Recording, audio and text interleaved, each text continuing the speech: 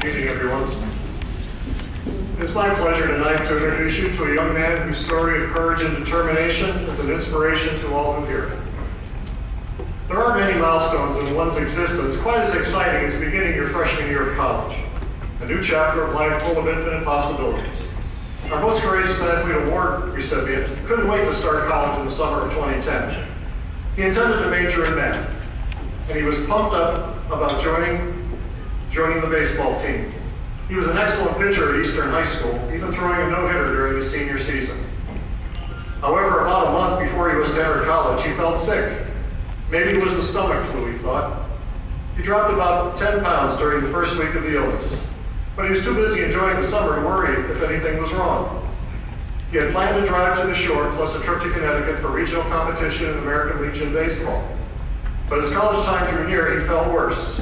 He had lost 10 more pounds and now was suffering from severe headaches and aching joints. Maybe mono, he thought. At his parents' urging, he visited the doctor, who took blood tests and found lymph nodes on the back of his neck that were, in his words, the size of golf balls. The next day, August 27th, 2 days before he was supposed to move in at Rowan University, he underwent more tests, and the doctor broke the news to the family. It was leukemia, cancer of the blood. The next day, they learned it was high-risk, pre-B, acute lymphoblastic leukemia. The young man was terrified. To him, the word cancer meant only one thing: I'm dying. He felt that one way to quell his fears was to learn all that he could about his illness and the medications he would have to take. He also picked the brains of his doctors whenever he could. In fact, he was so interested and involved in his treatment that he decided to switch his major to biology with an eye toward medical school. He would undergo 14 months of intensive chemotherapy. He bounced back and forth between his Voorhees home and Children's Hospital of Philadelphia, depending on how the treatment would affect him. Things appeared to be going well until March of 2011, when doctors diagnosed him with avascular necrosis, or AVN, otherwise known as bone death, a side effect of a steroid he was taking at the time. By the end of the year, the affliction spread through his legs and into his knees and hips, and doctors were watching closely. However, on this they were fairly sure. He'd be lucky to walk normally again, but he certainly would not be able to play baseball anymore. Near the end of the summer of 2012, he actually felt well enough to do some light pitching. However, when warming up one day, as he planned it for his follow-through, his left hip collapsed. It's like I stepped in a bucket, he said. Doctors performed core decompression surgery on his left hip and left knee to improve blood flow given the AVN, but the hip did not respond to the treatment. When he was told that hip replacement surgery would be necessary, he decided to have both hips replaced, and that procedure took place in December of 2012. He underwent rehab and felt better. The pain in his hips was gone, his flexibility had returned.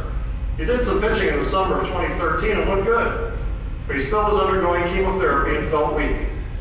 He wanted to win a spot on the Rowan baseball team, but as he said, quote, I didn't want to be the cancer kid and get a spot that way. I wanted to earn it. But his coach, knowing that the chemo treatments would end in December, and he still was only 9 months past bilateral hip replacement surgery, he put him on the team. With chemo now completed after 3.5 years, and his hips stronger, our right-hander felt great entering the spring of 2014. His fastball velocity was consistently in the mid-80s, and his slider, his out pitch, was sharp once again. His confidence also returned. He was named the New Jersey Athletic Conference Rookie of the Week during the season after a scoreless 4-inning relief appearance against nationally ranked Eastern Connecticut State. He finished the year with a 3-0 record in 9 games. He's been cancer-free for a year. He sees the doctor every 2 months, and if good health continues, he will be cured in 4 years. However, because of the AVN, his knee slowly will grow weaker, and he probably will have to undergo knee replacement surgery in the next year or 2. This young man wanted to get his life back and return to the sport that he loved. He withstood countless rough days just to return to that point. He has about a year left at Rowan, where he's the owner of a 3.76 grade point average, and will graduate in December before advancing to medical school.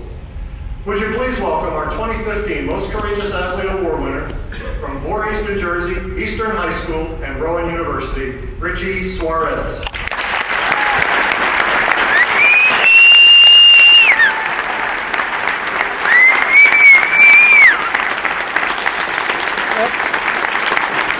I can't get him anymore.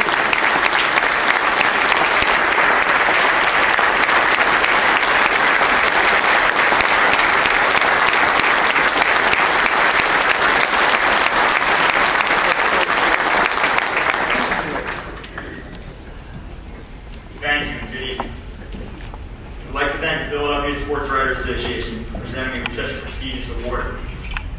Thank you for recognizing my journey as courageous. And thank you for giving me the opportunity to speak this evening in the company of absolutely outstanding individuals. 4.5 years ago, when I was diagnosed with leukemia, I could never have envisioned standing here, surrounded by so many athletes, famous personalities, and my family and friends receiving an award like this one. There are people out there every minute of every day fighting incredible battles. There are undoubtedly people in this room right now who are living the very definition of courage. I believe that everyone in this room, if placed in the same situation I was in, would try to do exactly what I did. And that was to take my life back. To me, taking my life back meant getting back to normal. When you're in the circumstances I was in, the one thing you crave the most is normalcy. And to me, normal is getting back to school and playing ball in a row uniform.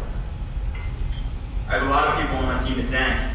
As any athlete knows, teams win games. And I'm very lucky to be part of a strong, talented, and supportive team. I need to first thank my parents, my 2 sisters, my 2 brother-in-laws, my grandfather, my girlfriend Kelly, and my close friends. At every turn, every setback, and every victory, I had them to lean on, to cry with, and to celebrate with. They were my biggest fans, and without them, I don't know where I'd be today. They never left my side, not even when I could have used some space. And for that, I love them. Beyond the support structure of my family and friends, I have the nation's best physicians, nurses, advisors, and medical support specialists from the Children's Hospital of Philadelphia and the University of Pennsylvania. I owe my life to these talented people, their tireless research and their state-of-the-art care, and their careful decisions with my treatment. I was fortunate to have fantastic patient programs and assistance from organizations like the Valley Fund. Without them, I wouldn't be standing here today. Throughout my treatment and surgeries, one of my biggest motivations was when someone told me I couldn't do something and wanted to prove them wrong.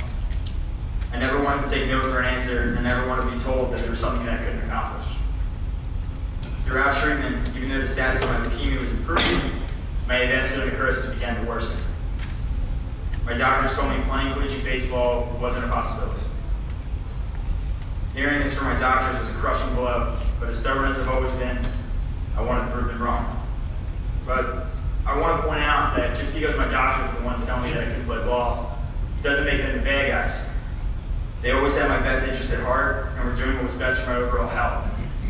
They set realistic expectations and focused on the obvious, important outcome, fighting. For that, I am eternally grateful.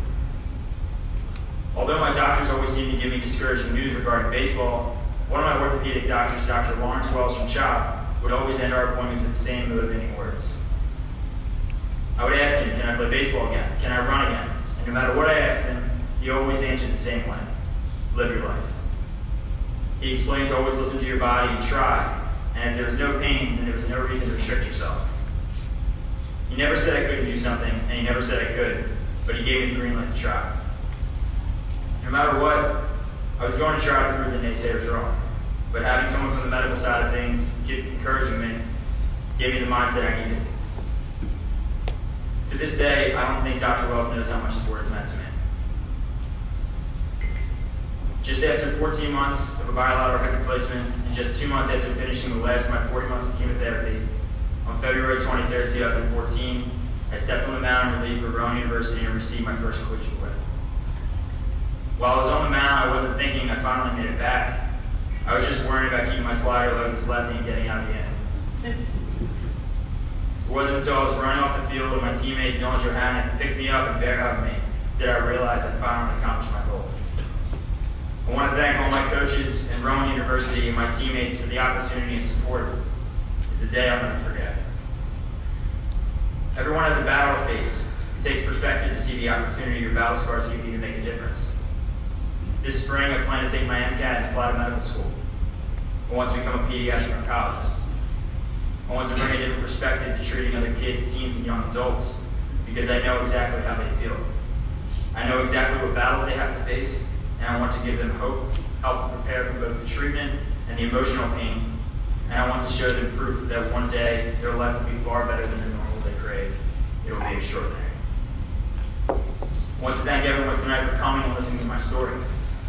I want to thank the Philadelphia Sports Writers Association again for this incredible honor and for inviting my friends and family to be here tonight. I took back my life, and I do not intend on wasting a moment of it. And I plan to use this amazing award as a reminder to work hard, to live fully, and stay focused on the future. Thank you. Have a great evening. Please live